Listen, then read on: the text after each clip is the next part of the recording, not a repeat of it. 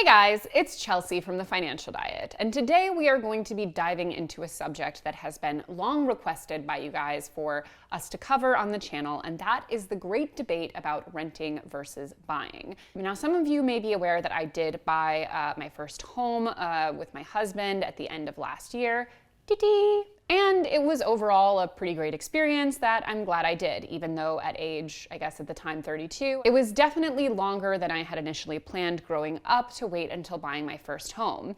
Because like many of you, I grew up with the refrain that looking back is quite unfortunate and annoying about how renting is throwing your money away. Because let's be clear, not only is that literally not true, you're not throwing it away, you're paying for a place to live because you need to live somewhere, but it also really ignores the fact that homeownership is not as accessible as it once was. If it weren't for COVID, which plunged the New York City housing market into a basically unprecedented level of crisis from which I profited greatly, I probably wouldn't have been able to buy a home here. And though it can be sometimes the right decision to buy a home, like it was for me then, renting is not universally worse than buying. In fact, sometimes it can be the smarter financial choice. So in that spirit, here are 5 reasons to rent rather than to own. Number 1 is you need the flexibility of renting. One of the biggest benefits of renting versus owning is that if something in your life changes, you need to move, you have a different job, you need a bigger space to live in, renting makes it relatively easy to do that without suffering potentially huge financial consequences. This is especially relevant if you're in a time of your life of potentially great change, if you're in school, if you're changing careers, if you're growing your family, etc. And moving is complicated enough when you're a renter. You have to actually coordinate the move itself. You may have to negotiate leaving your lease early, or potentially finding tenants to replace you if you can't. But those can pale in comparison to the potential drawbacks of having to move at an inopportune time when you own your home. For example, if you own a home and have to sell it relatively quickly, you may not be able to recoup the losses that you sustained when actually buying the home. Experts advise that you should plan to stay in a home for at least 5 years, according to the authors of Personal Finance book On My Own 2 Feet. Over the long run, housing prices have gone up. However, you typically need at least 5 years to have reasonably high odds that your home will appreciate enough in price to offset the additional costs of home ownership. And we'll talk about those additional costs in our next point. Now, of course, the exception to this rule can be house flipping, where you buy a relatively low-priced home in a potentially upwardly mobile area that needs a ton of work, and you do that work yourself in order to sell the home for a profit. However, house flipping can require substantial investments and is not guaranteed to turn a profit. The gross profit on a typical flip rose to $67,000 in the second quarter of 2021 as home values increased, but the return on investment, which is calculated after all the cost of the flip are factored in, actually dropped. The return was just 33.5% in the second quarter, down from 37% in the quarter before, and down from 40% in the second quarter of 2020. Investors are now seeing the lowest return since 2011, when the housing market had yet to begin its recovery from the subprime mortgage crash. So like anything that takes a lot of money and time, home buying or home flipping are not things to be entered into casually or assumed that they are guaranteed to turn a certain profit. Because like we mentioned, there can be substantial extra costs associated with owning, and that brings us to our number 2 point, which is that it may not right now be in your budget to cover those extra costs of owning versus renting. Having a mortgage can sound like a great thing when you think about a fixed cost over a super long time being guaranteed to you rather than being subject to the whims of the rental market. But the cost of home ownership does not just stop with your mortgage, your down payment, and your closing costs, which can already be very substantial at 3 to 6% of the purchase price. Because remember that when you're a renter, your landlord is ultimately largely responsible for things like maintenance, replacing things, upgrades, etc., as well as keeping all systems in running order and supplying things like running water and trash receptacles, etc. But when you're the homeowner, you have to take on all of those costs yourself, not just in terms of the money itself, but the actual labor involved and having to, for example, deal without water for a while you actually work on getting it fixed.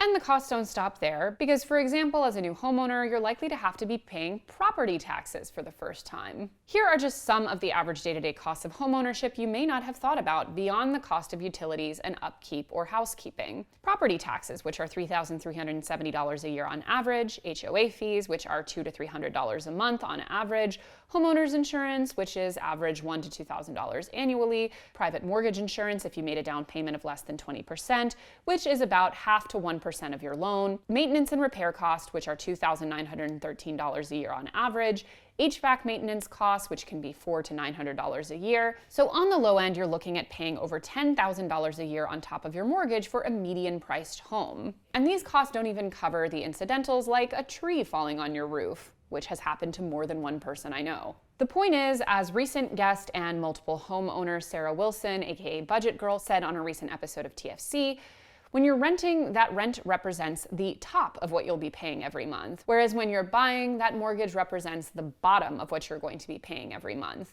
And having to factor in a potentially sort of limitless amount of costs on top of the mortgage itself is something that many people are just not ready for. But another reason you may want to be renting right now is that you're still building good credit. This point is short but important. Your credit score is one of the most important factors for determining how much you're going to spend on a home. Typically speaking, you'll be told that you need a credit score of about 620 to qualify for a conventional mortgage. And while that may be true, a higher credit score means you'll likely qualify for a loan with a lower interest rate, meaning you'll pay less in the long run. According to FICO, for a 30-year fixed-rate mortgage of $300,000, the average interest rate offered to a person with a credit score of 620 to 639 is 6.366%. For a person applying for the same mortgage with a credit score of 760 to 850, the average is 4.77%. That former would come out to a monthly payment of $1,869.84, and the latter would be $1,569.83, meaning a monthly difference of $300.01 and a yearly difference of $3,600.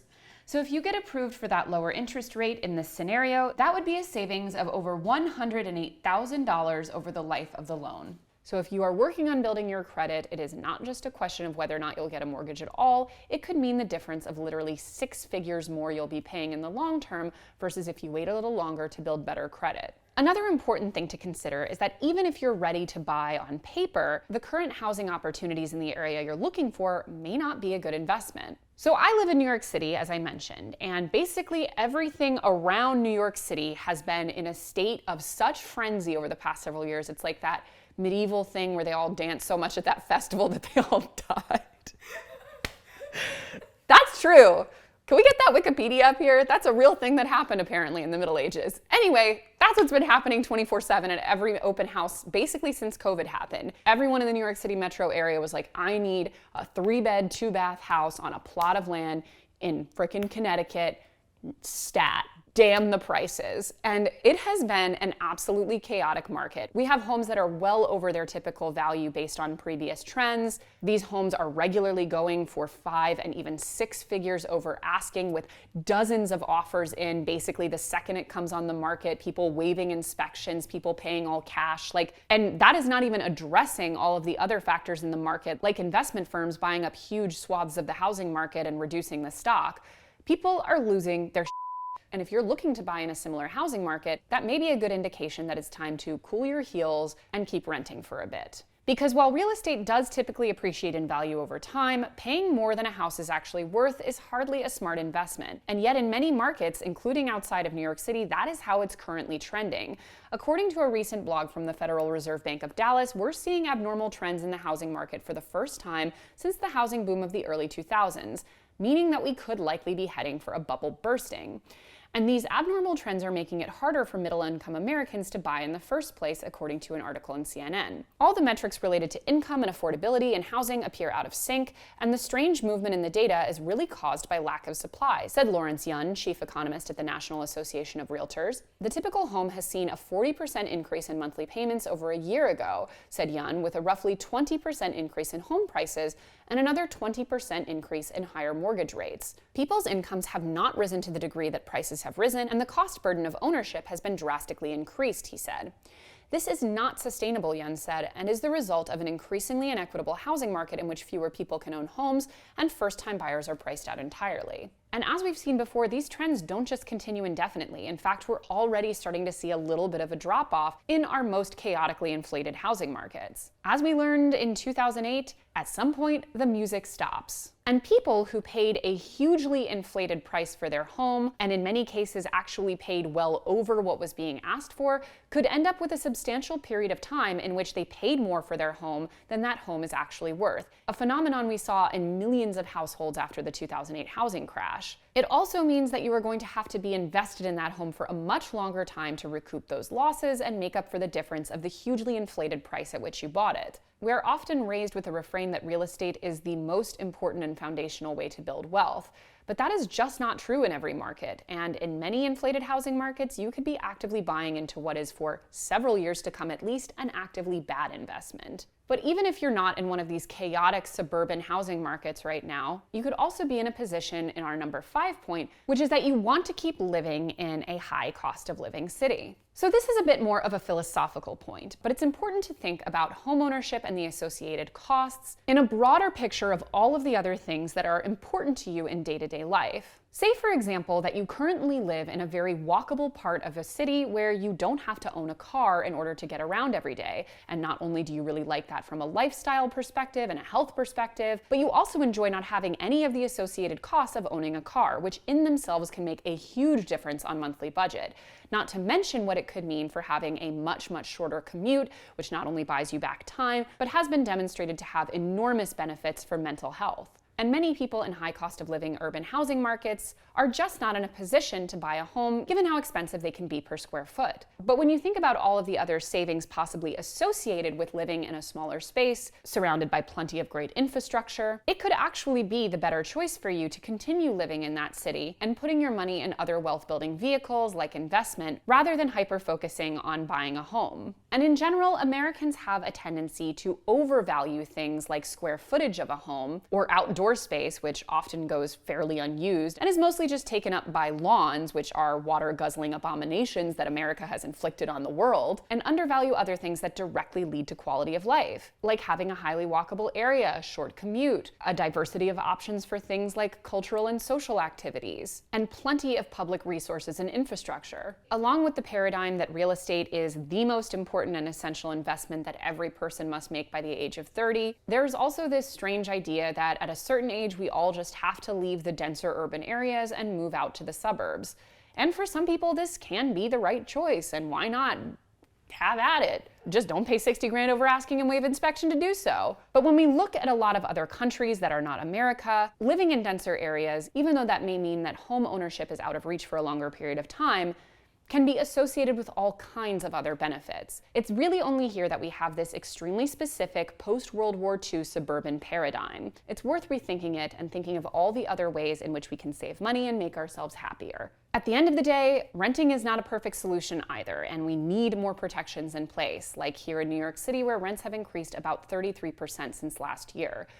Big yikes. And we will be doing a whole upcoming video about that topic and things like tenants' rights in the near future here on TFD. But it's also important for us to say that not everyone is going to be in a position or have financial goals that mean that buying a home where they currently are or where they want to be is going to be the right decision for them. There are plenty of benefits to renting, and there are also plenty of other ways to build wealth. Renting is not throwing your money away, and buying is not always a good investment. But as always, guys, thank you for watching, and don't forget to hit the subscribe button and to come back every Monday, Tuesday, and Thursday for new and awesome videos. Ciao!